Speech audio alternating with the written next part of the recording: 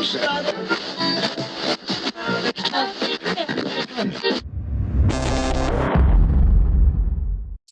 right, hey Tom, welcome back to the podcast, man. It's been quite a few years since you were on here.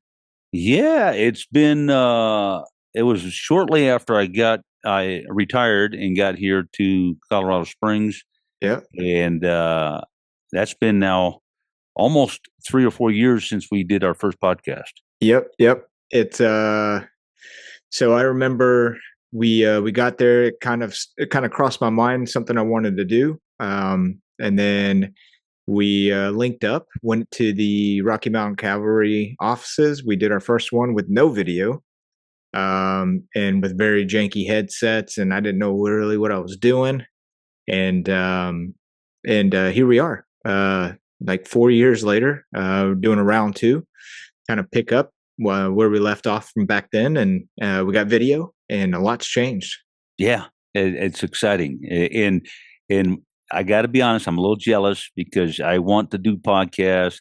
I want to figure it out. I'm not quite that tech savvy, despite having this really cool mic right here. Yeah, But maybe I can act as a sponge around you and figure things out from you. yeah. Well, I really haven't figured it out either. I'm still learning, but definitely we should definitely talk offline more Yeah. about maybe we can do A I know we joint. spoke, yeah, a joint one, Yeah. kind of like once a week or something like that, or depending on how schedules go. But yeah, so just a quick kind of like backstory of how we got here. So you and I were together at Fort Benning. We did a class, Reboot, together. I remember the night that I came in, I was like, hey, I've got orders going out to the Springs. It was the same night you're like, hey, I'm retiring, moving to the Springs. So we kind of followed each other across the country that way. We're able to link up and kind of hang out here and there when we had the opportunity. And then we did the podcast. And then from there, I want to say you were doing some pastoring at Rocky Mountain Cavalry, and then you left and you started your own, well, I don't know, pastoralship, your own congregation. So, yeah, when I first got to Rocky Mountain Calvary Chapel here in Colorado Springs, I was still active duty in the process of retiring, and I was able to do a pastoral internship at Rocky Mountain Calvary, Okay. whereby I kind of worked with them for about 6 months prior to retirement. That was in the end of 2020, first part of 2021. Yep. And then I officially retired at the end of April of 2021. My first official day on retirement rolls was May 1st, 2021. Yep. And I then was kind of in limbo a little bit on what to do. Tried my hands at a couple of different things, thinking that I'm too young to retire. I need to be doing something. Mhm. And of course, got back into mortgages. I got back into doing some notary work. I got into substitute teaching. And then one day I scratched my head and I thought, what in the world am I doing? Yeah. I'm 100% VA disabled. I have my pension. I don't have need of additional income. And so I just need to go ahead and retire. Well, in the interim, somebody from Aspen Trail Retirement Community reached out to me and says, I understand you're a pastor. We need a pastor. And so one thing led to another, which led to us planting Calvary Chapel Aspen Trail within the retirement community. And so our church only had about 20 senior citizens. And I ministered there. We were doing everything a regular church does. Every week I would preach the word of God verse by verse. We do praise and worship music. Well, usually with the old hymn, because that's what the old folks like. Yep. Yeah. But we did communion every week. We did hospital visits, in-home visits. We did midweek Bible study. We just didn't have any young people because it was a retirement home. Right. We did some counseling. I actually married two separate couples. Both of those weddings, folks were in their 90s when they got Jeez. married. Yeah. Which I look at all my single friends and I tell them, "Hey, you still got hope." You still got a chance.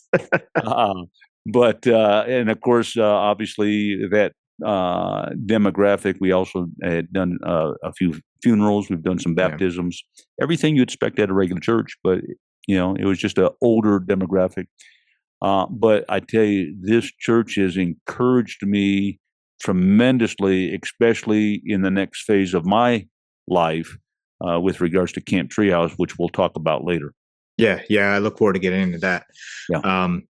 Yeah, I do remember a couple times. It was twice when you weren't able to make it. I covered down and did a Bible study with them, more so than anything. And they were a great group of people. I brought my son to one of them.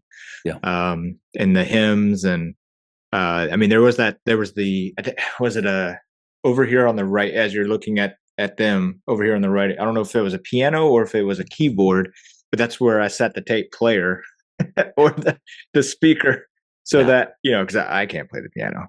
Yeah. But they were a great group of people. Got to know them just in a little short period of time. So yeah, that was awesome. And what a backdrop. I mean, so close to the mountain. Beautiful area right there. Absolutely. Yeah.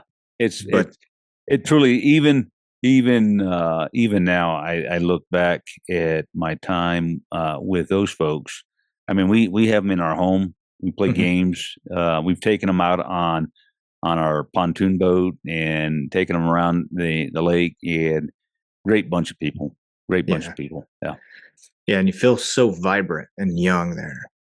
Yeah. Yeah. Yeah, perfect. Yeah. Okay, so I know last time we were talking, we talked about we talked about a lot, but I know that we kind of left off and we kind of rushed it. Right, it was the first episode ever, episode number one. But the last thing we are talking about was the book that you had written. Why do bad things happen? Yeah. Yeah. And When I yeah, go ahead. looked at actually it was 2017. I was supposed to go to Hawaii for my cousin's wedding, Mhm. and my cousin Elvis, no relations, um, when he really was like a brother to me. I mean, have you ever connected with somebody on a level that it didn't matter how many weeks, months, years in between talking or visiting with the individual, that when you reconnected, it was like you never skipped a beat? Yep, That was me and absolutely. my cousin. We just had a love for each other. That you know,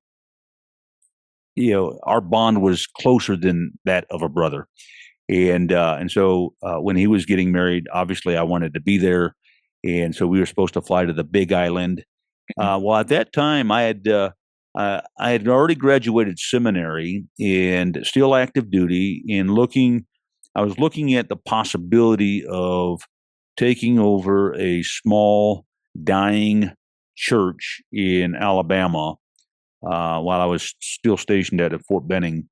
Yeah. And so I just sent out a quick text message to all the pastor friends that I know. And I know a lot of them because in my 28 years of military service, I've moved over 30 times. And so I've been to a lot of different churches, met a lot of pastors we got close with. I met a lot of chaplains I got close with. And so I sent out this real quick text message to probably about 30 pastors and chaplains, and just simply asking them to pray for me and that God would grant me discernment on whether or not I should take this church, this dying church that was looking desperately for a pastor. And no sooner than I sent the text, my phone rang, and it was Pastor Daryl out of Calvary Chapel, Pearl Harbor. Uh, a great friend of mine. I attended his church when I was stationed in Hawaii, and he says, "Tom, I don't know if you know this or not, but we have been praying for you specifically by name for probably the last 6 months." And, I don't know what your plans are or if you want or need it or not, but I saw your text message and we would like to ordain you if you're interested. Yeah. And I'm like, well, yeah, I'm interested. Yeah. And so one thing led to another. And so I said, listen, I'm supposed to be going to Hawaii for my cousin's wedding. Let's just plan it for that time frame. Yeah. And so, kind of kill two birds with one stone. And so that was the plan. And I was very much looking forward to that. And about 3 weeks prior to going to Hawaii, I get a call from my cousin's fiance, where she then told me that my cousin had died in a motorcycle accident. And so now, instead of going to my cousin's wedding, I'm going to officiate his funeral. But if you can imagine for a moment, my emotions were all over the place Oh because yeah. here, I'm going to be ordained, which is a good thing, it's an exciting thing. But Right. I'm also going to officiate my cousin, who's like a brother to me, his Mhm. funeral. That it will take place on the very day that he was supposed to get married. Man. Yeah. And so I'm just my emotions are all over the place. Yeah. And when we flew into Oahu, it was a Saturday, and we got to our hotel, which we were staying down in Waianae, which is not the best place, but it was a military. There's a military camp out there where you can rent some cabins through MWR or whatnot. Yeah, so we get to stay over in Hawaii on the cheap, Yeah. and Not bad. not the safest neighborhood, but all the same. So we get out there, we get settled, and I tell my wife, I says, "Listen, I just want to go sit on the beach and watch the sunset and collect my thoughts." And she says, Mm. "Okay, fine." So we go out on the beach. We're sitting there, the sun's starting to set, and sure enough, this homeless man starts walking in our direction. And I look around real quick and I think, there's nobody else out here. And he's walking straight for us. And I leaned over to my wife. I says, I hope he doesn't bother us because I don't need this. Yeah. But sure enough, he's a beeline right for us. Mhm. And the sun is to his back, so he's kind of a dark silhouette. Right. And I'm already feeling the anxiety and the frustration building inside because I Yeah. know he's going to approach us. He's carrying a box. I found out later he was trying to sell some cookies so he can get some money to feed his family. And where he got the cookies, I don't know, but that's another story. Anyways, the closer he got, Yeah. remember the sun's to his back. He's like a dark silhouette. The closer he got, I could start to make out his face. Right. And I realized that the closer he got, that I was staring at him like somebody who stares at a bad traffic accident Mhm. rolling down the freeway. This man, he was missing his left jawbone. His mouth was all scarred up, almost like if you see these television commercials, these kids in Africa with the cleft lips and they're all scarred up. Yeah. Oh, that's what his mouth looked like. It was all scarred up. His cheek was concaved in. He was missing the outer portion of his left nostril, so all you could see was the nose cavity. Yeah. And he was missing his left eyeball. It looked like it had been soldered shut. I mean, this man was tore up from the floor up. Yeah. And so when he got within earshot, I realized, go big or go home. Yeah. I said, brother, I don't mean to offend you or anything, but what happened to your face? Yeah. And he began to speak to me. He told me, he says, 20 years ago, my girlfriend broke up with me and I tried to commit suicide using a 12 gauge. Clearly, he did not miss. How No. could you Yeah. miss? You got a 12 gauge pointed right at your head and you pull the trigger, you're not going to miss. And Right. yet he's still with us. I says, brother, you have a testimony. And he says, "You're right, I do." And he spent the next 45 minutes sharing his testimony. And when he left, I leaned over to my wife. I says, "That's exactly what I needed to hear." Yeah. And she told me, she goes, "Listen, with your hearing loss and with these waves crashing, and with this man, he had a very strong pidgin accent Hmm. because he was a local." He said, "I don't know how you understood anything. I couldn't understand anything, but I could understand him as clear as you and I are talking right now." Yeah. And in that conversation, two passages came to mind. Now, you know me. Yeah. You and I got some history, and you Hmm. know my background. And the reality is this: the reality is, I know my Bible, and I've read my Bible 1,000 times, cover to cover. And I've been a Christian since April 2nd, 1988. And so, even long before I ever deployed to a combat zone, I was a solid Christian. All right. But when I went through combat, especially in 2004, when we went to Iraq, that was, out of all my combat tours, that was probably the worst. Mhm. We lost a lot of good people, and I watched many of them die and others die. And the savages of war is not anything I would wish on anybody, not even my Right. worst enemy. And what had happened in 2017 is that my cousin's death really served as a trigger for some of my post-traumatic stress, Gotcha. some of my anxiety. And but in that moment, when this man was talking to me and he was sharing his testimony, two passages of the scripture came to mind. And these are passages that I've read, like I said, 1,000 times, but I never applied the truth behind scripture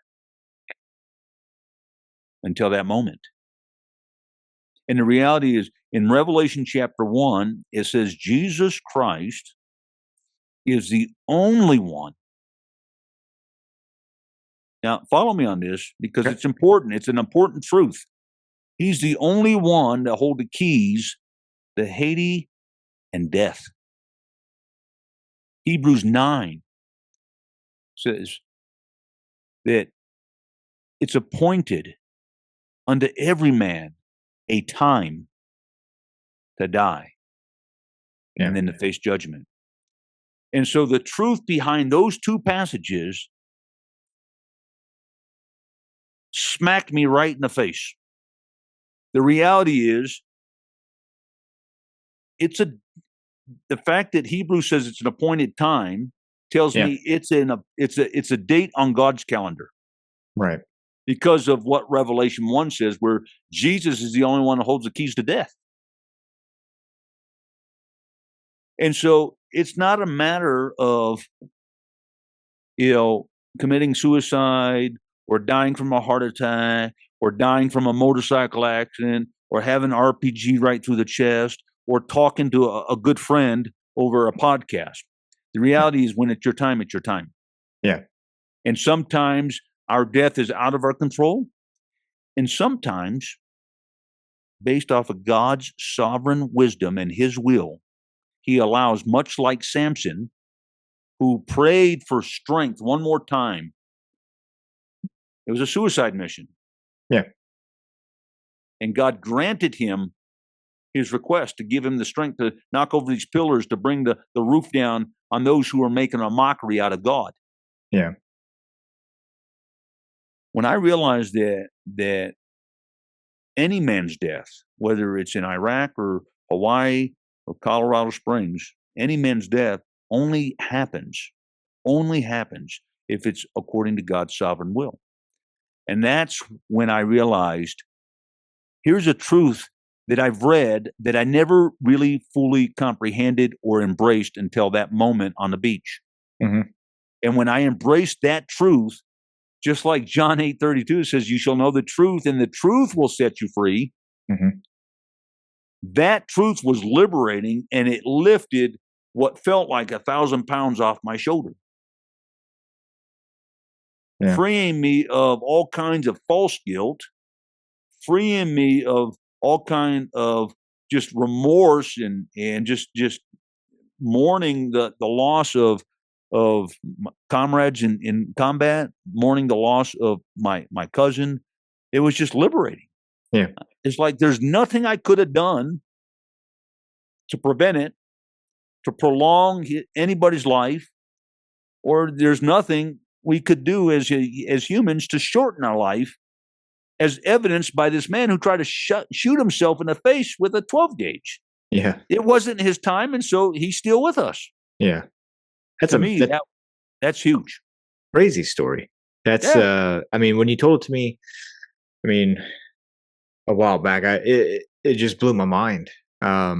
That, you know, you always make a joke, and I don't know if I should, but it's like you can be brushing your teeth and die. If that's your time, brushing your teeth, that's your time. 100%. 100%. You know, um, And that's what motivated me to write the book. yeah. Because when I went to Amazon Mhm. and did an Amazon search, not a Google search, an Amazon search for books on why bad things happen, more times than not, what came back was the book titles, Why Bad Things Happen to Good People. Mhm. And the reality, the truth is that Romans, if you believe you either believe your Bible or you don't. Yeah. But the Bible says in Romans 3:23, it says, all have sinned, all fall short of the glory of God. None are righteous, Mhm. which means that good behavior is learned behavior, right? We Yeah. all have blown it a time or two. There's not a person on the face of this planet that can say, I've never sinned. Yeah. Because we've all sinned. We've Oh, yeah. all made mistakes. We've all kind of blown it, We're all equal in that sense, right? Yeah. And so the book title, Why Bad Things Happen to Good People, are really a misnomer. Yeah. And so what God did is he enlightened me with some biblical truth, which led me to the writing of my book, where I outlined 6 biblical reasons why bad things happen. And he put it on my heart to write the book in such a manner that in the military we call it a bluff. Yeah. Bottom line up front. And so I wanted to write a book that was to the point, quick and to the point. Sometimes when people need an answer, they need it now. And so when I wrote the book, I wrote it less than 100 pages, less than. And not only that, but I increased the font a little bit and increased some spacing in between the sentences for guys like me that find it difficult to read. Yeah. And so I wanted it to be an easy read. Mhm. And although it's on Amazon, anybody can go to Amazon and look for Why Bad Things Happen, The Sovereignty of God is Mhm. the full title by Thomas Broadbent. It's on Amazon for $10. But listen, I get the author's deal. The cost for me to buy these books, $2.10 or something like that.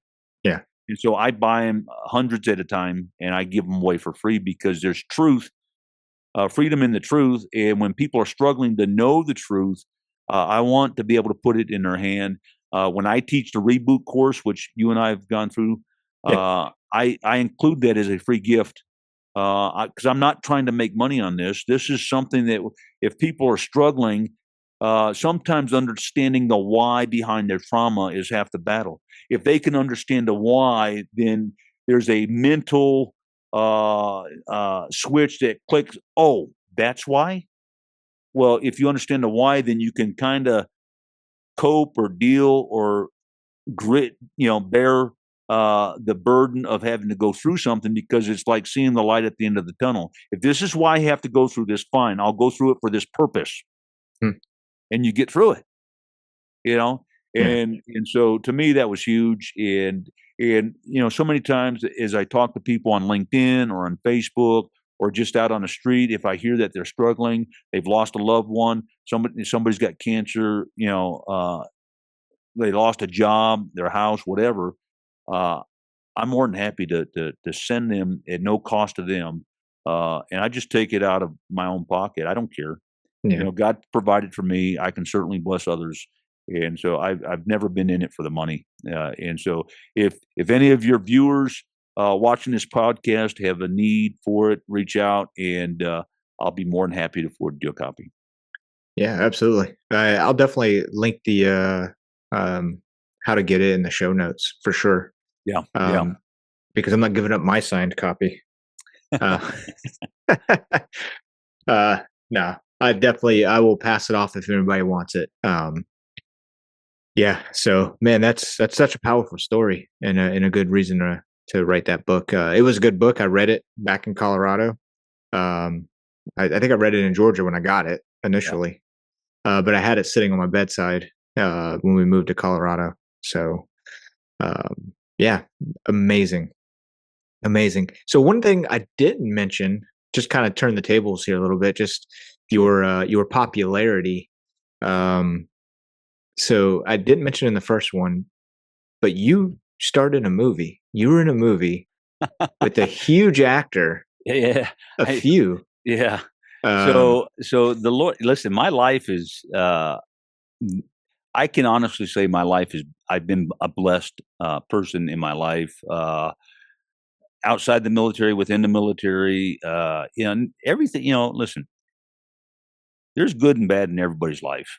yeah, That's just part of life. yeah, Everybody gotta take their lumps. Some people call it paying their dues. Some people, it's a school of hard knocks or what have you. But I've had some very unique opportunities over the year. Everything from being in the movies, being on the radio, being in magazines, newspapers. yeah, Uh, some of the assignments I've had been very unique, even for people in my own career field. I've just literally have been a blessed man, time and time again. Yes, there's been some bad things that have happened, in my career, in my personal life, things that I've had to struggle with and pray over. Uh, but God's always there, and He's always looking out for me. God always has my six, and so I'm humbled by my experiences, and I find it a joy. But to your point, years ago, I had an opportunity, um, that just kind of fell in my lap to not star. That's the wrong word. Really, it's so far from the truth. I didn't star in anything, but I did have the opportunity to be an extra in the movie That Thing You Do with Tom yeah. Hanks. Nice. And it was with Tom Hanks, and Liv Tyler was in the movie, and a few other folks. And it was interesting because I was literally standing in line at McDonald's Hmm. waiting to place my order. And Jack, I talk to everybody. Yeah. That's just who I am. It drives my wife nuts that it doesn't matter if we're at Costco or if we are on a date, which I've been known to do. Uh, if I see people, I talk to people. Yeah. And so here we are standing in line at McDonald's, and the people in front of me, directly in front of me, were talking about the movie industry as a whole. Hmm. We're in Southern California. And of course, I overhear their conversation. I interject my two thoughts, which really are not worth much, but I interject anyhow. Yeah. And we just strike up conversation, and we kind of hit it off. And they place their order, and they get ready to leave. And I'm getting ready to place my order. They handed me a card, a business card. Turns out they are producers Right. in the movie industry. And this is, hey, if you're interested, give us a call. We might have something for you. There you So go. I thought, yeah, why not? I don't have any desire to go into the movies, Yeah. uh, but I could do one. I could say, yeah, I did that. Right? And so I called him up and went in to talk with him, and he had one of these made for HBO type of made for cable type of shows where Hmm. he wanted me to go and play. It was actually a speaking role Yeah. down at some beach with a bunch of no name actors. Like I said, it was made for cable, Yeah. and and so I'm like, oh, cool, I'll do it. Yeah. Well, so then I started telling my friends and family, I'm like, hey, check this out. I'm going to be in this movie. And like, they're like, what? And I told them all about it and Yeah. everything. Well, a buddy of mine, my buddy Mike, he says, hey, check it out. If you're actually interested, they have an open casting call for a movie that Tom Hanks is going to be in. Yeah. And not only is he going to be in it, but he's actually producing it and directing it and starring in it. And it's the first film that he's ever produced and directed himself. Yeah. And he's going to be in it. And I'm like, well, let's go check it out. So we went to this open call, and the people that were in charge of finding the extras was a guy by the name of Bill Dance with Bill Dance Casting. And we go to this hotel, and we're in this huge room, and we're packed in like sardines. And Bill Dance is up on stage in front of everybody, and he's just telling stories. Yeah. And some of the stories are happy stories. Some of them are sad. Some of them are geared to kind of get you kind of angry and hot. It's like, what he was doing is trying to see how people react to his stories. Mm-hmm. And I'm thinking, I don't care about the stories. Let's get on with this already. Yeah. And when he was all done telling stories, he started picking people. All right, if I point you out, go to the back and see the people in the back to sign your paperwork. And he started picking people, and he picked me. Yeah. And I'm like, all right, cool. So most of the shooting took place at the Pomona, LA Fairgrounds. Okay. There in Southern California. And because if you watch the movie, it's about the one-hit wonders, right? Mm. It's a local band out of Pennsylvania. They come up with this song. It's a huge hit, and so they get signed by an agent, and the agent gets them booked on playing state fairs all across the country. Anyways, so I actually get picked several times to play in several different. The idea behind extras is they're background people. They're not supposed to be kind of front and center.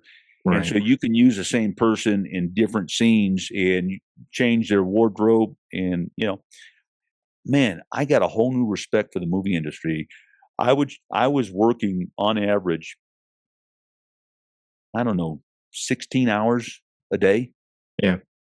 Uh, and sometimes longer. And the people in makeup and wardrobe, they Mm-hmm. were there before I showed up, and they didn't leave till long after I left, and yet they were still going. And it was just crazy. And Tom Hanks, other than having a very foul mouth, I mean, every other word was an F bomb. Yeah. Uh, other than that, he was a real classy guy. And the Okay. rule was you can talk to him all you want, you just do not ask him for his autograph. If you ask for his autograph, number one, you're not going to get it. Number two, we're going to kick you off the set. But if you just want to have a casual conversation with him, knock yourself out.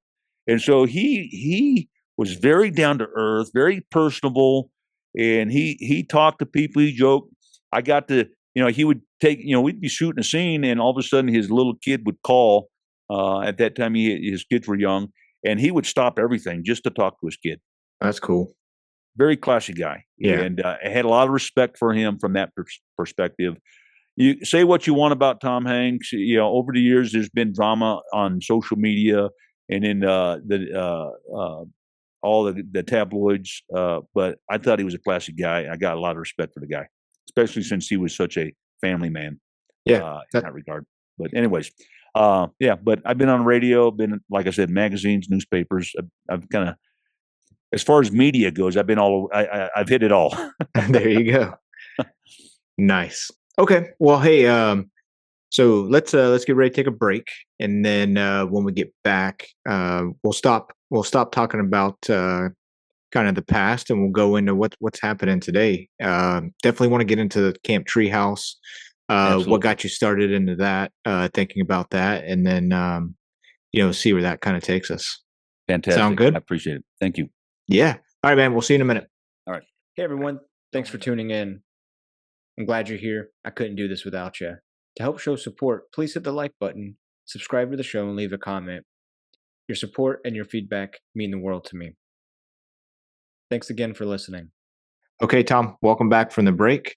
Hope it was a good one. So let's kind of kick off or start from, I guess, where we are today. So you kind of left the pastoring and you got into starting to do, or maybe you were talking about it, thinking about it during when you were pastoring still. But let's talk about Camp Treehouse. Yeah. What's Camp Treehouse all about? So the long and short, I'll give you the Reader Digest version, and then we'll go back and unpack it a little bit. Okay. Camp Treehouse is a camp that is meant to be built or will be built almost entirely in the trees, with the chapel, the dining hall, all the cabins built in the trees, connected with suspension bridges and zip lines. The hope is that we'll have a nice, huge lake that we can canoe, that we can boat, we can paddleboard, we can fish. We're hoping to have separate from that, completely separate from the lake, an island, about a 10-acre island that we call Adventure Island, that will have a lazy river that goes all the way around it. And this is where a lot of our activities, from obstacle courses, zip line courses, basketball, volleyball, axe throwing, paintball, dart tag. We'll have some swimming pools. There's going to be a huge mountain on Adventure Island. At the top of the mountain is going to be a huge fire pit with amphitheater style seating, where we call that Victory Circle, where we share testimony of what's going on, talk story, things like that. From the top of that mountain, we're going to have 100-foot waterfall that drops right into the lazy river. Yeah. The vision that we have for Camp Tree is huge. And the whole purpose of building Camp Treehouse is it's going to be a trauma camp, primarily for veterans, first responders, and their families dealing with combat or work-related trauma. And part of Camp Treehouse, now that I've given you the Reader Digest version, I want to back up and talk about the genesis behind it all, and where it came from and how it developed to where we're at today. In 2013, about a decade ago, I'm stationed out of Fort Benning, Georgia. Yeah. I'm living in Seal, Alabama. And I saw on television for the very first time an episode of The Treehouse Master with Pete Nelson. Okay. Don't know if you've ever seen the episode or any of your audience members have seen the episode. If not, you need to Google it. You need to YouTube it. You need to find it on Netflix or Hulu or one of these streaming channels, because Camp Treehouse is it's amazing. Yeah. And first time I saw an episode of Pete Nelson and the Treehouse Master, where he's building these very elaborate tree houses. Yeah. Immediately I thought, wow, we need to have an entire camp built almost entirely in the trees. And initially that's where that vision stopped, is just simply building it in the trees. It wasn't a trauma camp. We didn't have Adventure Island. We didn't have the lake. We just a bunch of tree houses in the tree, cabin, dining hall in the trees, entire. And initially I thought it was going to just be a typical Christian camp. Yeah. But unique in that it was all in the trees, and we called it Camp Treehouse. That was in 2013. Yeah. And when I first shared it with a few folks, I had two individuals that was like, I like the idea. I want to support you. I had one guy, Brian Poreka, who used to be stationed out of Fort Benning. He and I have connected like you and I have, and we've stayed in touch over the years. Yeah. And when I first shared the idea, he donated, I think, like $100 or something like that. Yeah. And I had another gal that I met in Germany, a much older person than I, that became a close family friend over the years. She heard about it and she donated. I don't remember what she donated. It was like $100 maybe. I don't know. And I thought, wow. And so I was still active duty. I couldn't do anything with it, but I really believed that this idea was not my flesh. Yeah. Because I'm a guy and I mean, what guy doesn't want to be in a treehouse, you know? I mean, the way you described it, like, yeah, I want to go. Yeah. Yeah. Right. Yeah. But I really believed it was a vision given to me by God. Yeah. And what really kind of confirmed that for me is the fact that, number one, I'm kind of a rock.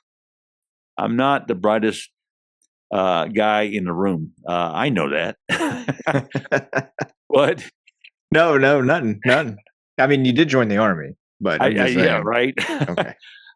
And truth be told, as a little side note, I was actually a high school dropout. Okay. Not only was I a high school dropout, but I used to, once upon a time, have a real bad speech impediment where I stuttered really, really bad. Mhm. And not only that, but I do have mild case of dyslexia. Mhm. Yeah, and dyslexia is not something that you get and it goes away. You have it for life, but some have it more prevalent than others. Right. For me, it's very mild. My dad, it's much worse for my dad. I don't know if it's hereditary or not, but I know I have it, Mhm. and so there were some struggles in the beginning. But as you can tell, I get a lot of books. I do a lot of reading. Yeah. But uh, to my point, I know I'm not the brightest guy, and yet over the years, in the last decade, Mhm.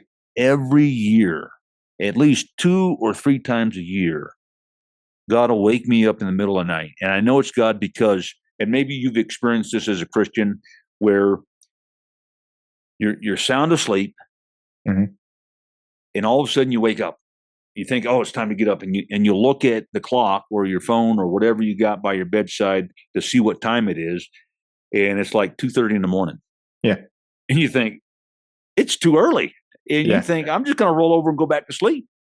Nope. And so you roll over, you close your eyes, and like you wake back up, and you Mhm. think, well, surely it's time to get up. I've had to have been sleeping for another couple of hours. It's time to Yeah. get up, and you look at the watch, and it's only been like 30 seconds or 5 minutes, and it's like, no, I'm going back to sleep. And you close your eyes, and sure enough, you get and I get to the point. There's a verse in the book of Psalms that talks about getting up in the night to Mhm. spend time with the Lord.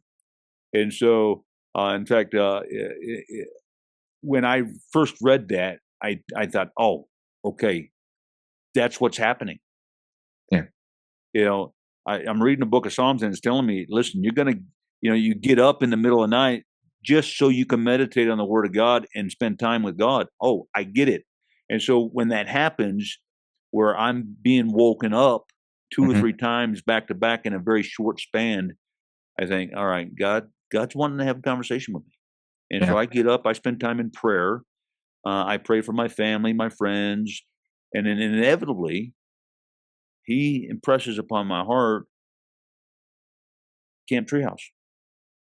And over Yeah. the years, I've gotten more details and more details and more details about what Camp Treehouse is going to look like, uh, um, how it's going to function, and what the purpose is going to be behind Camp Treehouse. And so, on paper, it has evolved significantly into this vision I have in my head that involves the zip lines, that involves the conference course, the adventure island, and everything else. This is how it evolved from being just a regular Christian camp into being actually a trauma camp. Yeah. And I actually, if you look at our website at camptreehouse.net, Mhm. shameless plug here, camptreehouse.net, check it out. Yeah. You'll learn, and I got to stop right there for a second just to say this. Uh, I apologize in advance. Mhm. I'm not a tech guy Right. by any stretch of the imagination. And I was talking to one guy specifically about websites, and he says, Tom, honestly, this generation of people, when they get on a website, 2 or 3 clicks and they lose interest. Gotcha. But Yeah. I'm old school and I don't know how to do 2 or 3 clicks. Yeah. So truth be told, if you go to my website, camptreehouse.net, I'm going to have like 6 or 7 tabs. There's a lot of words. And because of what they told me about these clicks, I added some video, I added some pictures to kind of break things up a little bit. But the only way I know how to communicate this vision, this very detailed vision about Camp Treehouse Trauma Camp, Yeah. is what you see on the website. And Mm-hmm. there's, like I said, 6 or 7 tabs, very detailed. We have a home page, we have an about page, we have a communication page.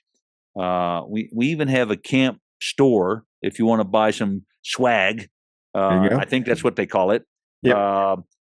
We have a campaign page, and then we have a kind of a page where you talk about prayer requests and prayer needs and updates on what we're doing with Camp Treehouse. And so we have that on the website, camptreehouse.net, if you didn't hear me the first 3 times. But anyways, yeah, right. It'll be in the notes. Definitely, right. We'll be down there. You guys can just go down and click it. There you go. Fantastic. So, but part of that is when we look at our executive summary, we actually have a 5-phase plan to build Camp Treehouse.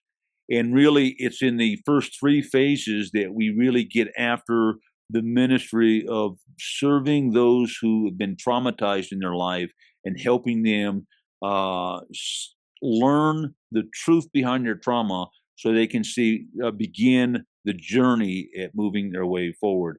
And part of that philosophy we've developed specifically for Camp Treehouse is a term that I've kind of phrased RIBIF, for lack of the military. We always do acronyms, right? Acronyms, everything's So an acronym.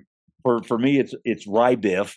The R, it's RIBIF, and basically what that is, and the R is for reboot material. Okay. You and I have been through Reboot, and it is powerful.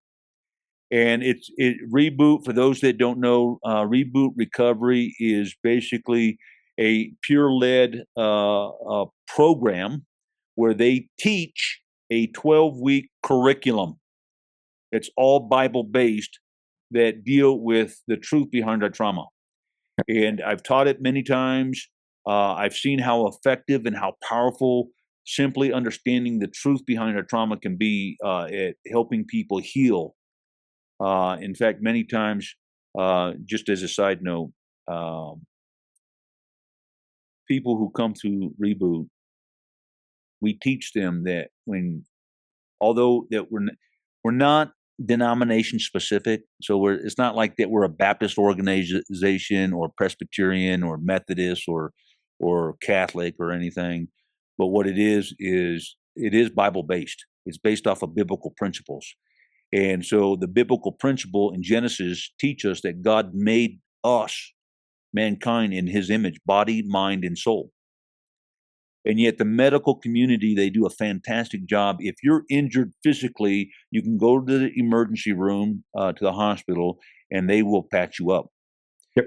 If you are injured mentally, you go to behavioral health, and they will try and patch you up. But what does the medical community do about soul wounds, or what we call moral injuries? What they do is they try to lump our soul wounds in with wounds of the mind. Yeah. And that's no different than if you break your leg and I hand you a business card of my dentist. Yeah. Yeah. What is my dentist going to do to fix your leg? Nothing. Nothing. He has no idea, right? Yeah.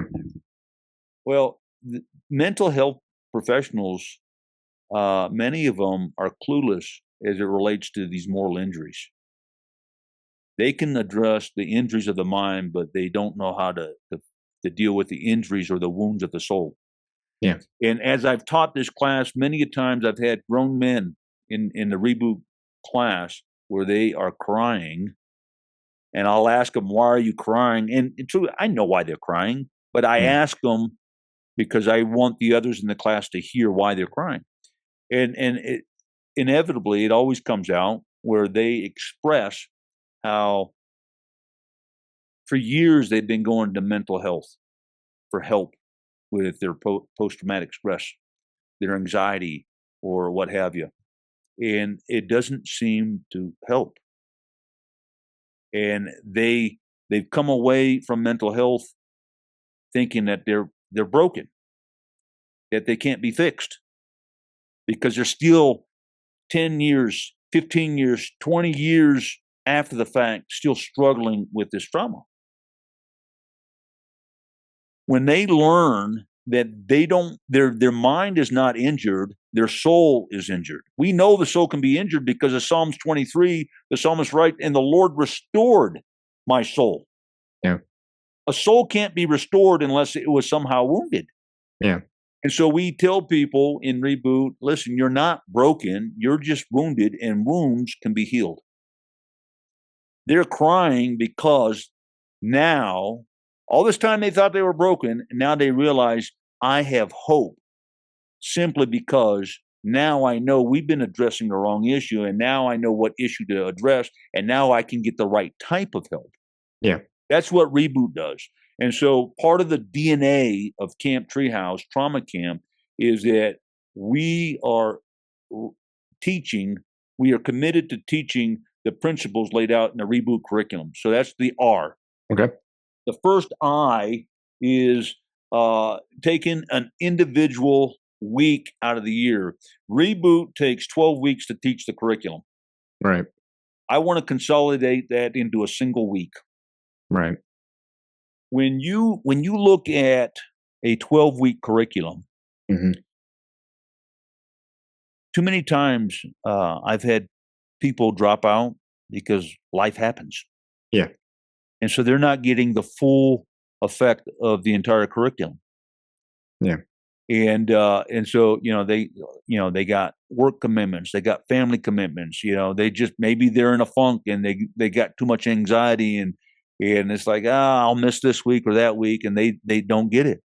Yeah. And so I want to consolidate everything into a single individual week out of the year, whereby we can focus in, we can really hone in on the truth behind their trauma, where we'll do a morning session, we'll do an evening session, and then we'll have all day in between to really enjoy the venue of camp and all the activities to where you can kind of process what you're there for, Yeah. and kind of go through it and really really get after the trauma.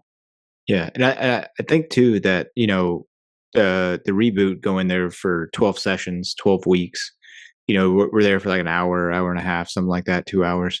But I think being there, being at a place for a week straight, you can really cover down on a lot of the stuff in the curriculum. Yeah, absolutely. And We can go crush deep. it. Yeah, we can go deep. Well, the B for RIBIF is building community. Now we do that in the Reboot, the normal 12-week Reboot series. But when you get in a camp environment, Mhm. you got no choice but to build community. And what better than to build community with people that are going through the exact same stuff you're going through? Yep. Yeah, with other veterans, with other warfighters, with other whether it's police officers, firefighters, paramedics, you name it, people who understand what you're going through because they've lived it themselves. Yeah. I think that's the best. And I mentioned it. I did a podcast with a guy named Bruce Dixon, and I mentioned it to him too. And I know I've mentioned it to you and other people, but I believe that's some of the strongest medicine is, just getting to talk to somebody who has been there, Absolutely. who's experienced the same thing. So Yeah. that's awesome. The second I in REBIF is isolated week. We want to isolate folks from everyday life, from their friends, their family, people that are distractors, from from dealing with the bills, dealing with work, dealing with the problems that come with everyday life. Yeah. We want to isolate them from that, get them in an environment to where all they can do is focus in on taking care of themselves so they can take care of their families later. Yep. You know, and so having an isolated time, 1 week is all we're asking. Yeah. You know, get them up to camp. They can leave their notebooks, their laptops, their iPads, their iPhones. Leave all that stuff at the house. Come Yeah. up. Let's focus on you. Let's get you right. Right. And so Yeah. it's that intentional isolation. Right. Mhm. And then the F in Rebiff is focused, high intensity, low intensity activities. The high intensity activities are stuff like the paintball, the dart tag, the zip line courses, Mhm. all the where you're forced to work together, which builds community, Yeah. right? You're Yep. forced to work together to build teamwork and community and trust in with one another, and you're gonna have fun. Get out some nervous energy, and you're gonna have fun. Yeah. Whereas the focused low intensity activities, your hikes, fishing, paddleboarding, are designed to allow you the opportunity to really kind of marinate on the information that's been provided and where you're at in the process of your recovery. Yeah. You need some time to breathe Yep. and to process the information. There's times my wife and kids used to always kid with me and joke with me. If I'm asked a serious question, oftentimes you will find me blinking my eyes. And I didn't realize I did it until they pointed it out, where when I blink my eyes a lot, it's because I'm thinking, I'm processing the information that was just provided me, and they're wanting a response, and I'm like, I need to process this. Yeah. I need time to marinate on this in because I want to give you a healthy response, a correct response, not one that's grounded in emotion, but one that is based on reality and facts and evidence and reality. Yeah. And so uh, those low intensity activities are designed to help facilitate that. And so the rebiff process is what is written into our DNA at Camp Treehouse, and I think it will allow us to be highly, highly effective. And so where we're at today with the Yeah. whole thing is we have our 501c3 status. Yippee! That's huge. Yeah. We in when like I said, the vision originally started in 2013. In 2023, Mhm. the Lord woke me up in the middle of the night, like I talked about, and I was thinking about Camp Treehouse, and now I'm retired, and I'm thinking, Lord, what do you want me to do? And just tell me, I'll do it. I'm so many times I often pray for a burning bush moment. Yeah. Moses had a bush that was on fire that wasn't being consumed. And out of this burning bush, God told Moses what he was supposed to do. And I'm like, Lord, can I have a burning bush moment, please? Yeah. Tell me what I need to do, and I'll do it.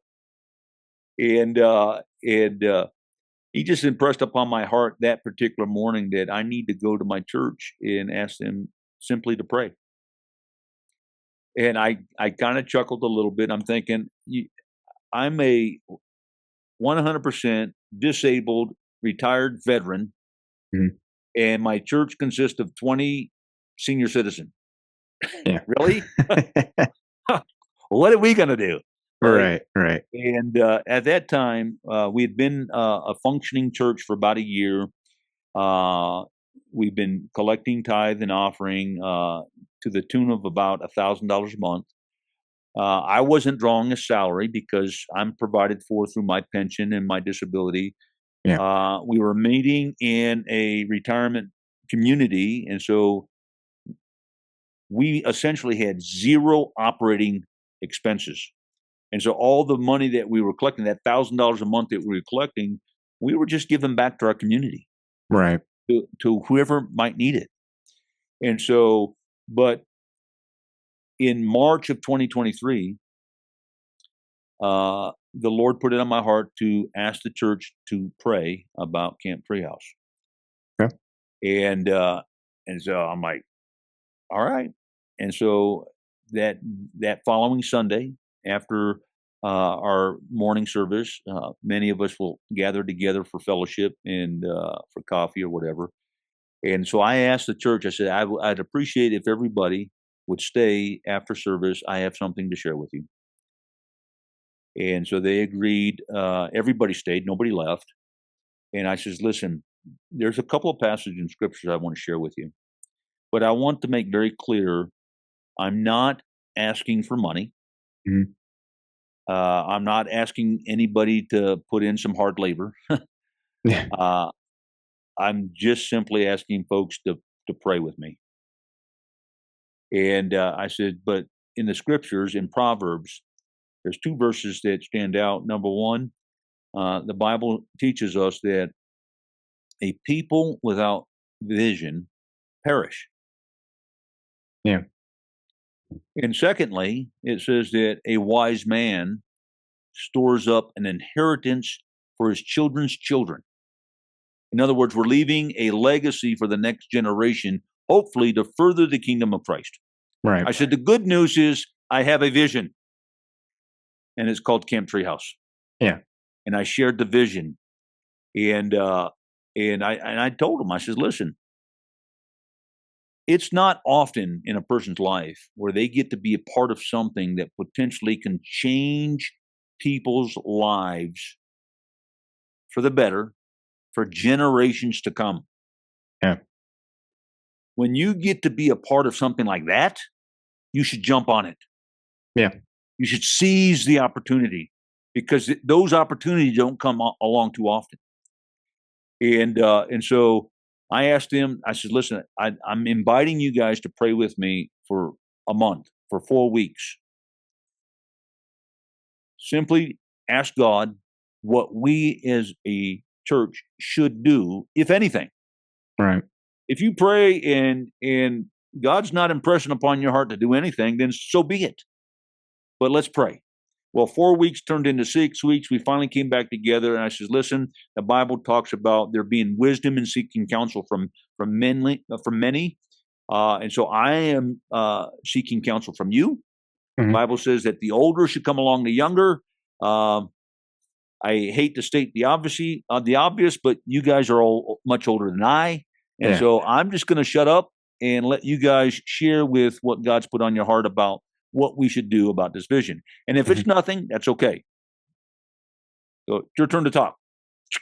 Well, they came back and they says, we think that we should start a building fund for Camp Treehouse. Nice. I says, okay. Well, what happened was, in the fact that they even suggested that was encouraging, and I was in a little bit of awe of their faithfulness to this vision. But what happened is our tithing for the month. Remember, we got 20 people, senior Right. citizens. Yeah. Our tithing went from $1,000 a month to $3,000 a month. Holy cow. And the idea was this building fund, we were going to take 1/3 of our tithe and set it aside for Camp Treehouse. Okay. Well, it went from 1,000 to 3,000. So Camp Treehouse got 1,000, and we essentially doubled what we were giving back to our community. That's awesome. I was shocked and awe, just really. Yeah. That level of faithfulness, Mhm. I was like, wow. So by time we got things in place was July of 2023. Okay.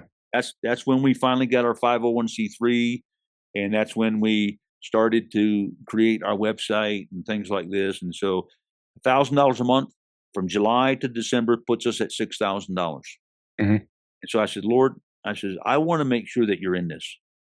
And so I'm just going to put out the fleece to see if you're in this or not. We got 1,000 coming in from this church, nowhere else, from this church. And so, Lord, I just pray that if you're in this, you'll help us to have not 6,000 by the end of the year, but maybe 10,000. Yeah. Well, by December 31st, we had just shy of 13,000. Wow. Okay. And I'm like, all right, Lord, you're in this. I'm all in.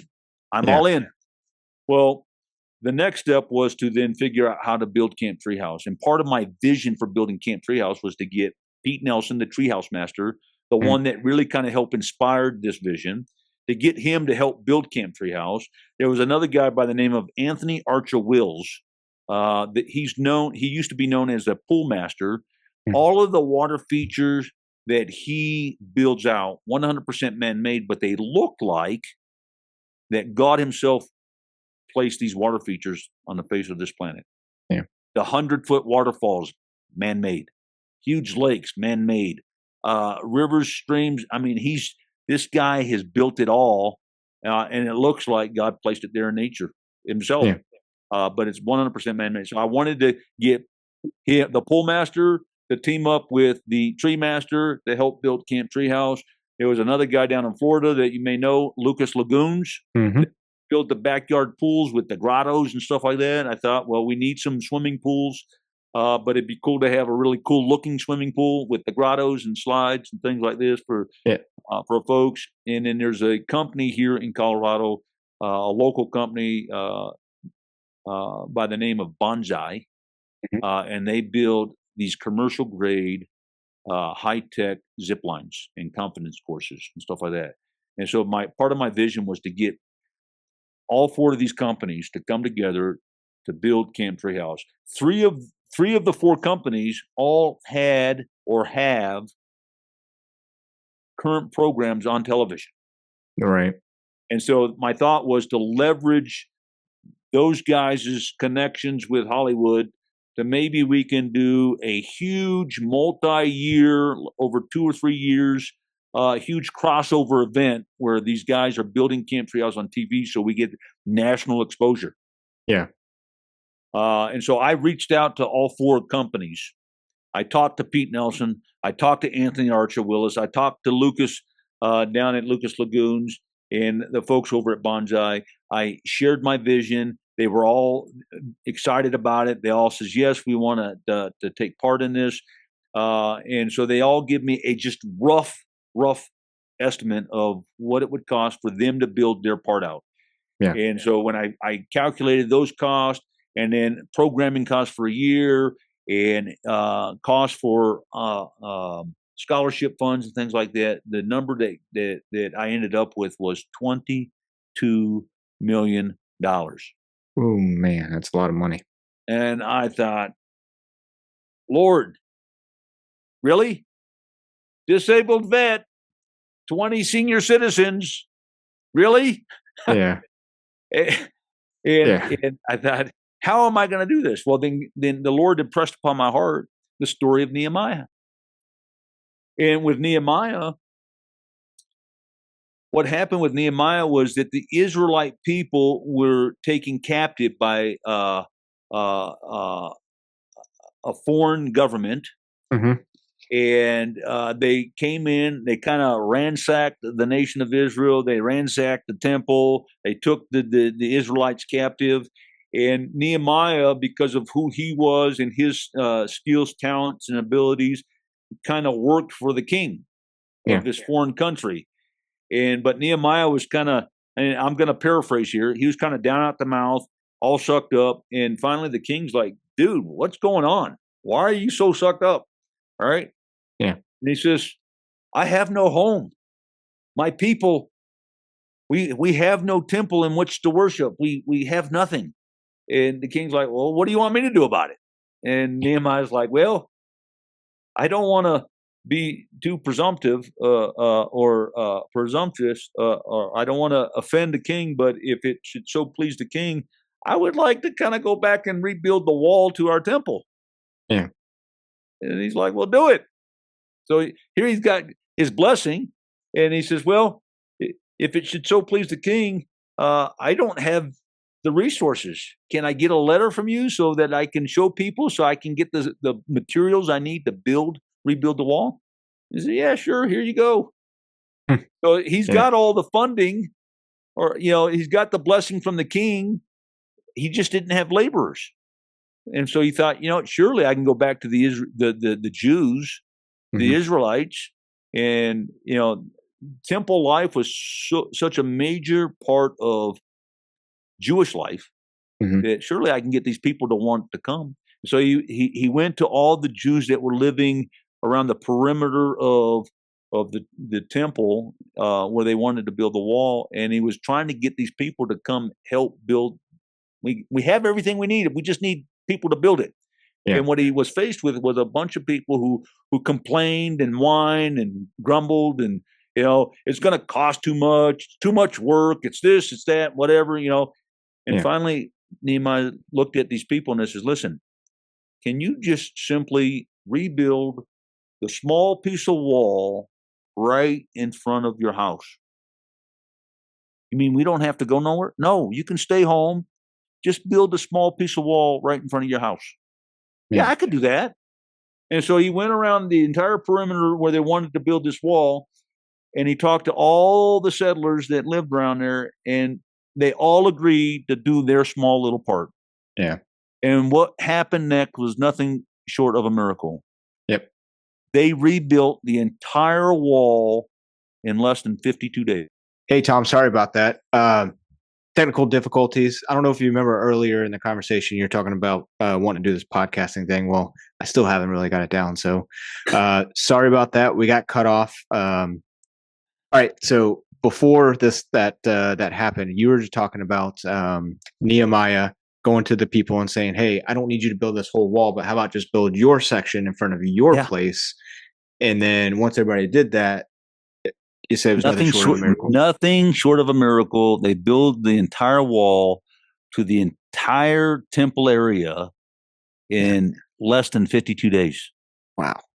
That, and it was in that, when I read through the book of Nehemiah, and I saw what happened, that's when God told me very clearly, he says, "Tom, that's exactly how we're going to build Camp Treehouse. That's exactly how we're going to get to 22 million. We just need everybody to do their small little part." Yeah. If everybody does their small, people think 22 million, that's a lot. Well, the people in Israel at that time, in Nehemiah's time, thought the wall around if they thought at that time to build a wall was too much work. Yeah. It was too costly. It was just no way we can do this. Well, a lot of people come to me and says, "Tom, 22 million, no way we're going to do this." Well, they don't know my God. If my God holds the purse strings, he can impress it upon anybody's heart to do anything they want. And so really what I've kind of done, what I've done over the last couple of years is really had a mindset of, listen, yes, I need help. I need prayer warriors. I need campaign warriors. I need board members. I need strategic partnerships. There's so much I need. I need people to be able to build stuff. I need help with all the technical stuff with the website and the campaign, trying to find grants. And I mean, the laundry list of things to do is huge. And so when people say, "What can I do?" I says, "Listen, I don't want to dictate to anybody what they should or shouldn't do, because if I have somebody do something that they're not passionate about, it's not going to get done. And if it does get done, it'll be done poorly." Yeah. But if I ask people simply, "Listen, go to camptreehouse.net, diligently, honestly go through the 6 or 7 tabs, read through everything, listen to all the videos, and check out the website thoroughly and prayerfully, praying, Lord, what would you have me do with Camp Treehouse?" And then whatever God puts on your heart, that's what I want you to do. Because if God's putting that on your heart, that's what you're going to be passionate about. And if you're passionate about, you're going to do it with excellence. And so that's really my mindset. And so when I ask people, for example, to be a campaign warrior, there's companies out there like you can name any number of them. United Way, for example. Yeah. Even a noble cause like Tunnels to Towers, which I'm a huge advocate for. Mhm. I really appreciate what they're doing for our nation's heroes and their families. Yeah. But 99.9% of the nonprofits out there, Mhm. a big chunk of the donations that come in goes specifically for overhead, administrative cost, Okay. salaries, right? Yeah. And so what the Lord is really kind of impressed upon my heart is we want to handle finances completely different. You look at, for example, churches. Now, I'm not trying to beat up churches. I Mhm. used to have a church, Yeah. uh, but you see a lot of these churches taking out loans to build churches, taking out loans to uh, uh, get mortgages to buy churches, whether to build them or buy an existing one, and they're going into debt. And listen, you and I have talked offline outside this podcast, and I'm a huge Dave Ramsey fan. Yeah. Because Dave Ramsey teaches uh, financial literacy from a biblical perspective. Mhm. And the truth is that the borrower becomes a slave to the lender, Yeah. and it's not healthy. It's not a No. healthy relationship. Nope. And so I'm of the mindset that I don't want Camp Treehouse to go into any sort of debt. We will save our money until we have cash to pay for things. Mhm. Obviously, we need to buy land. We'll save our money until we have cash to buy land. We need to build tree houses. We'll Yeah. save our money until we have the ability to build tree houses without going into debt. And everybody on the camp board currently is doing it solely as volunteer. I'm the president of our 501c3 of our nonprofit. I don't draw a salary. Our treasurer does not draw a salary. Our secretary does not draw a salary. We have 3 board of governors to help keep Camp Treehouse on the right track, spiritually speaking. Neither one of them draw a salary, you know. And so, what I'm wanting to do is create an environment where people who want to donate to Camp Treehouse, number one, they have a voice, right? You donate to United Way, you give your money, Yeah. and then it's a fire and forget. You have no idea what your money going towards. Right. We know because they have overhead, and it's stated on their website that so much of every dollar goes towards their expenses, and so much of every dollar goes towards their mission. Mhm. Um, with Camp Treehouse, not only do we want you to have a voice, but we want 100% of your donation to go towards the stated purpose. Mhm. And so if you donate and you don't tell me what you want your money to go for, then it'll go into the general fund, and it'll be based on whatever our most urgent priorities are, right? But Right. if you go on and you donate, become a monthly donor, and you say, all right, I'm gonna donate $50 a month. Oh, by the way, I want my money to go specifically towards building a treehouse, Yeah. or I want my money specifically to go towards the chapel, or towards scholarships, or towards the reboot curriculum. Whatever you want your money to go towards, you have a voice in deciding where your money is spent within our organization. Nice. 100% of it. And so we have people that are currently donors that Mhm. says, you know what, Tom, we know that there's expenses. And so we want our donation, 100% of our donations, to go towards any administrative cost that you might have for marketing, for running your website, for whatever, Right. fundraising, what have you. And so they tell it, and so whatever they earmark it for, that's what we use it for. And if we don't have money in our budget to do something, then it usually comes out of my pocket. Yeah. It's just Selfless. part of being obedient to what God puts on our heart, right? Yeah. And so with Camp Treehouse, where we're at now, we have approximately a little over 26,000 that we've raised in the last year. Mhm. And a lot of that's earmarked. And so it's going to go towards what it goes towards. I've developed a fundraising campaign to where I can partner with churches and or schools where we basically do a one-day car wash, but the way we do it has the potential of raising not hundreds of dollars and not even thousands of dollars, but tens of thousands of dollars off a one-day car wash simply by the way we are conducting the fundraiser.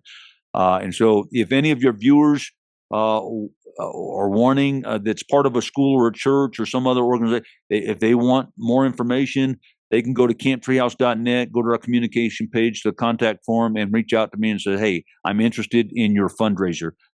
Please call me and I'll reach out to you and we can connect on that level. But we're also looking for grant money to go towards things. Currently, more recently, I applied towards to a grant, and that is designed for new startups like mine. Mhm. Most of the grants, they want 2 years worth of financials, and we're only a year and a half into our organization. And so I'm spending this time now simply trying to build relationship with the grantors of Mhm. these different organizations so they know who we are. I know who they are. And if our visions and our values line up, then I'm trying to figure out what do you need from us to where we can be in a good position to receive a grant from you guys. Yeah. And so that's kind of what we're doing with that, and just trying to get the word out. And so to kind of wrap things up, Yeah. where I'm at with Camp Treehouse, what we've decided our 2025 goals are going to be. There's 5 goals that we have for 2025. 4 of those goals rolled over from 2024. We had those goals in 2024. We didn't quite meet those goals, and so we rolled them over, and then we added a 5th goal. Okay. So here are our goals. Number 1, the most important out of all of our goals, the most important is that God made it very clear to me that when you try to do the right thing, Mhm.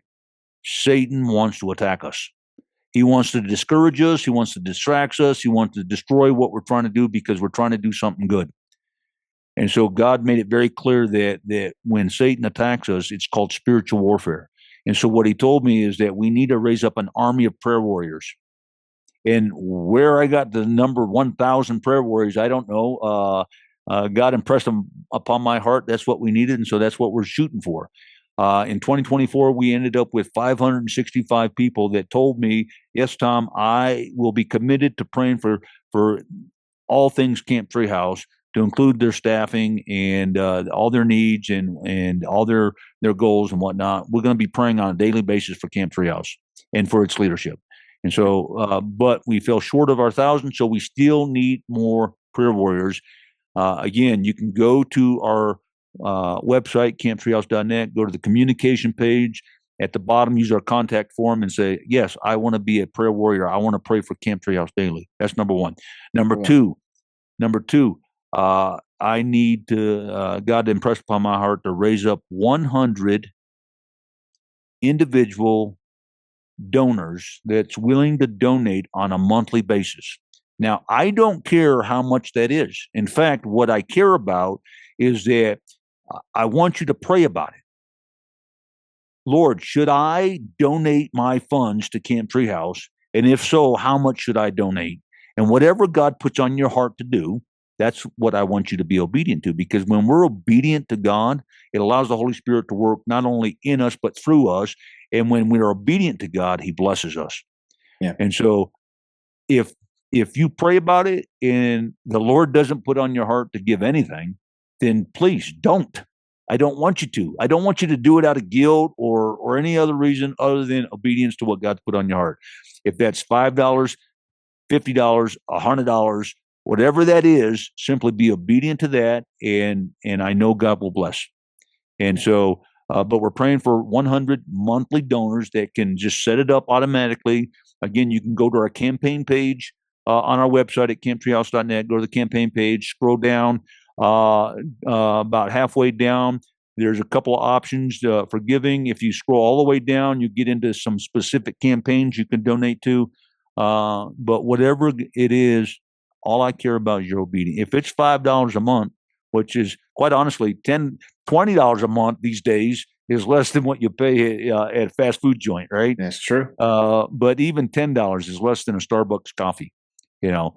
And so, and for those people that are donating $10 or more on a monthly basis, we want to show our appreciation by sending you either a Camp Treehouse T-shirt or a Camp Treehouse coffee mug, just to show our appreciation. So those are for people donating $10 or more a month on a recurring basis.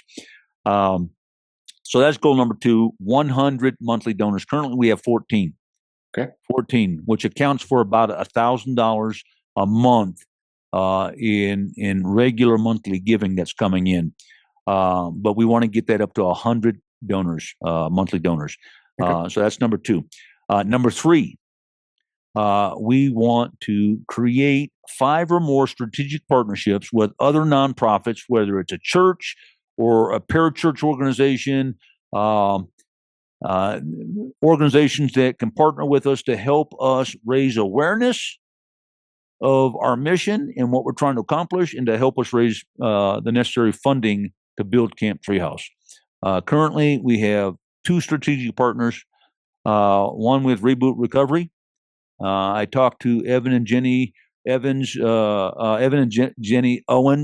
who are the founders of Reboot Recovery. I talked to Evan specifically, and I says, listen, I want us to have a strategic partnership where we'll work together. And without hesitation, absolutely, Tom, without a doubt, I'm honored that you would even consider that. Well, truth be told, I am honored that he's willing to partner with us because Reboot, as I told you earlier, is a major part of our DNA. Yeah. And then we also have a strategic partnership with Wild Warrior Adventure, WWA. The president of that nonprofit is also the secretary of our nonprofit, and so the plow is making its way again. I apologize. No, you're good. You barely hear it.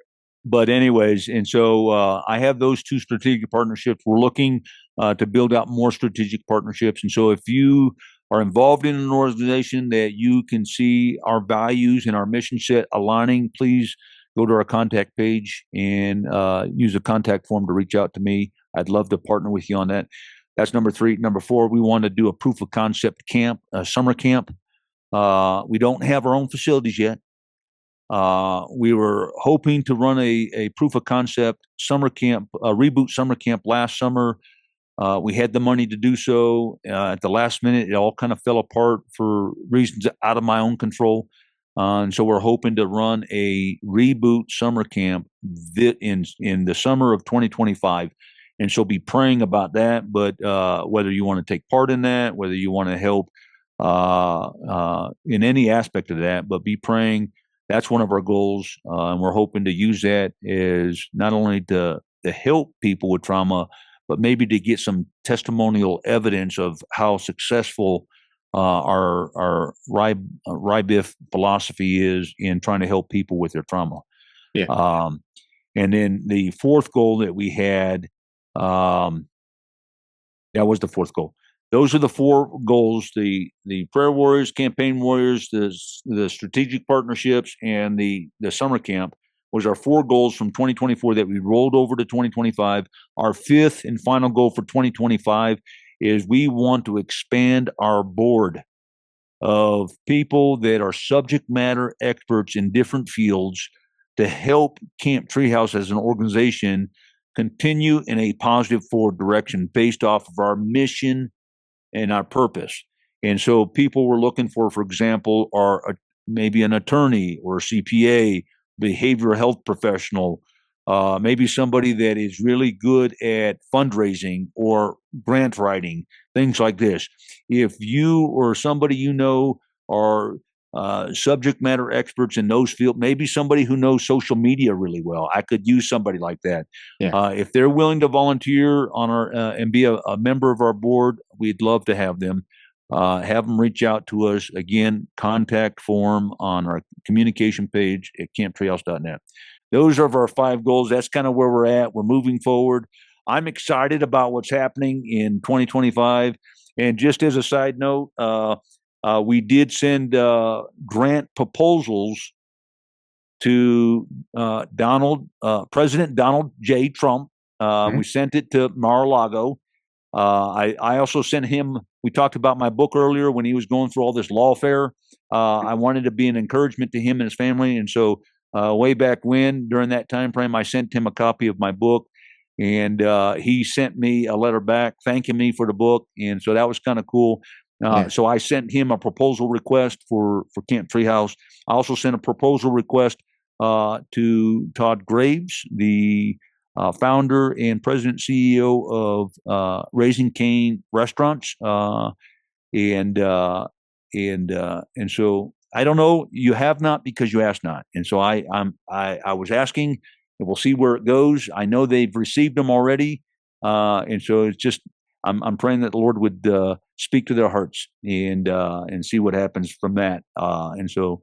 We'll just continue down this journey and see where God takes it. But listen, we have way too many veterans and first responders and their families that are suffering needlessly because of trauma that they've endured on the job. Yeah. And our nation's heroes and their families deserve so much more. And it's not that there's not good organization. I want to be very clear, Jack, in closing, that it's not that there's not good organizations out there trying to help. The problem we have is multifaceted. Number one, we have currently every single day 2 first responders and between 20 and 22 veterans committing suicide every day because they're not getting the help they need or want.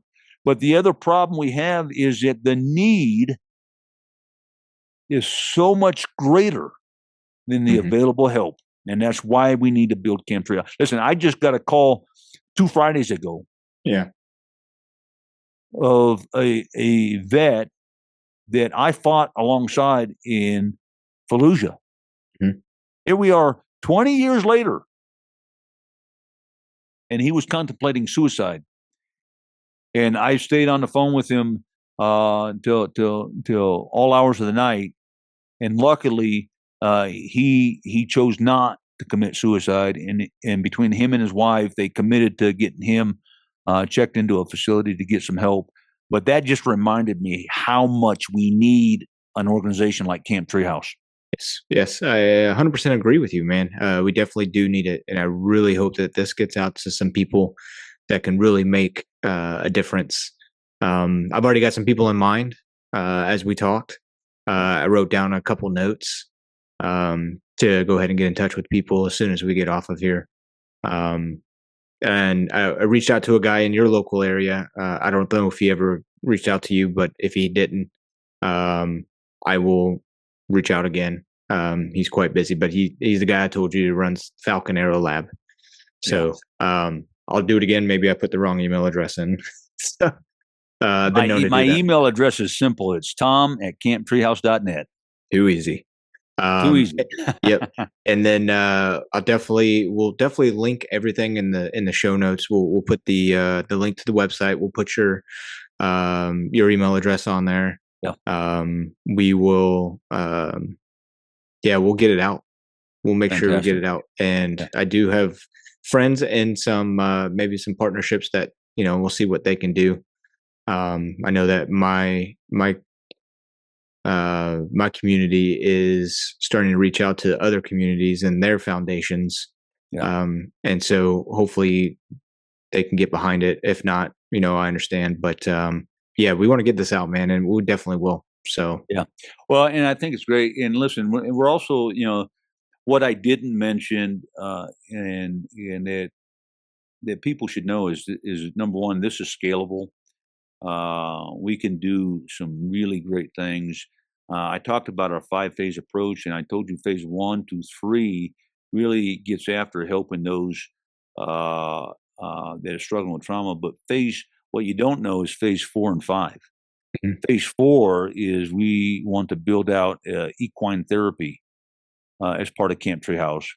And phase 5 is we want to build out what I call CTH Farms, which is Camp Treehouse Farms, where we want to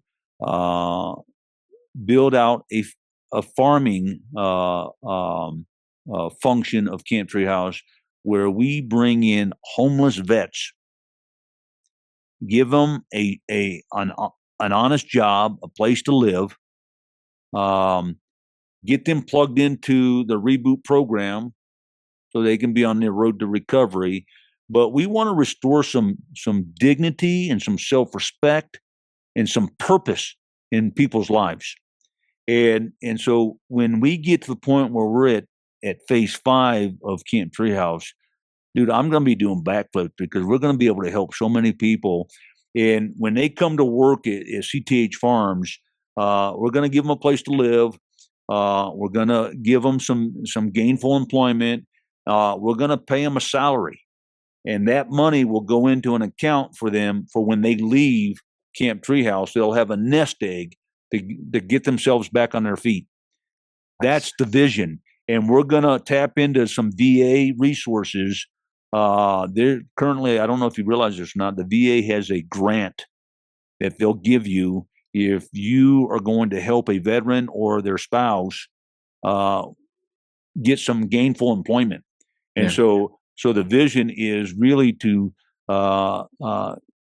provide some aptitude tests, career aptitude test, and not just to give them the aptitude test and say, "Oh, this is what I think you're good at," but based on the aptitude test. Now, mind you, those aptitude tests, you as the person taking the test are answering the question based off your likes and dislikes. Yeah. When we figure out what you probably going to be good at, well, let's invite HR folks from those career fields to come in and teach you how to build your resume. Mm-hmm. Now it's very specific. Listen, you and I, we processed out of the Army and we had to go through a class about resume building. It was very generic and everybody was forced to go through it. I had a guy that was self-employed that was making literally millions of dollars. He didn't need it, and they forced him to go through it anyway, and it was very generic. And I'm talking. Let's make this very specific to the individual. Figure out where your interests are. Let's get some career folks to teach you how to build resume specifically for what you're trying to apply for. Let's get them to teach you how some interview prep, interview techniques. Let's get you the proper type of clothes that you need to do that type of job, and let's really get you back on your feet. That's what Camp Treehouse is all about. Not just addressing one area, but listen, when somebody goes through trauma, it affects every aspect of their life. Their finances, their employment, their family, their friends, everything. Everything. Why do we think so many vets become homeless? Because they've gone through a traumatic event. They're struggling to cope in a civilian life. It affects their job. They end up getting laid off because they're not working. They can't pay their bills. They get evicted. They're on the street. Yeah. So let's reverse all of that. Let's get them back into some good, solid lodging. Let's give them a job they can earn some money and have some self-respect. Let's get them employed. Give them a nest egg, so when they leave Camp Treehouse, they can go out and get on their own 2 feet. I like it. So sounds like a great plan. That's what we're about. Anyways, 5-phase approach. We got to get Camp Treehouse built if we're going to do any of it. Go to camptreehouse.net, pray about it, and see how the Lord will have you partner with us. Perfect. All right, guys, you heard that. camptreehouse.net. Amen. I appreciate you, Jack. Yeah, man. I appreciate you coming on. It was great to catch up with you. I'm glad to hear things are going well, and I hope that you meet your 5 goals this year. And I will do my part to try to help that. So I appreciate it. Thank you. Yes, sir. And man, it was great talking to you. And we will catch up later on. Fantastic. Have a blessed day. Hey, you too. All right.